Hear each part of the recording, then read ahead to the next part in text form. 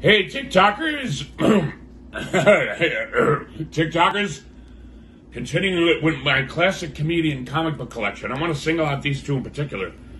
The Jerry Lewis one I talked about in the other video, but you see, he was part of a comedy team, D. Martin and Jerry Lewis, and they started with those comic books in the 50s.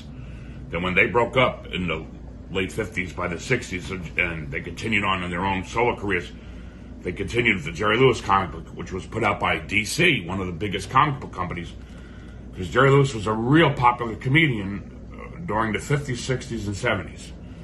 And he was a big star, movie star, made a lot of movies, and it was even a cartoon show, and once there's a cartoon show, then they usually come out with a comic book. And these Jerry Lewis comics were popular from the 60s through the 70s.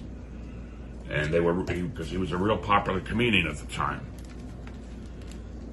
You know, like Eddie Murphy was, and you name any big comedian, especially Adam Sandler, which I don't understand that, but you know, he was a big movie star, so Jerry Lewis was as big as they were, maybe bigger at the time.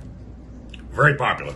And at the same time, now Bob Hope was popular. Man, this guy had some career. He lived to be like 100 years old, and he was around in the 40s, the 50s, the 60s, the 70s. He was real popular all through those decades. And of course, they came out with a Bob Hope comic book, DC. But it was kind of adult-oriented, because Bob Hope was always chasing women. So to make it a little more kid-friendly, so he's still chasing women, but they gave him a talking dog. Here again, he sees a ghost, it's a female. He was a womanizer, the character, you know. So that's the Bob Hope comic book. One more video to continue this, and then we're done.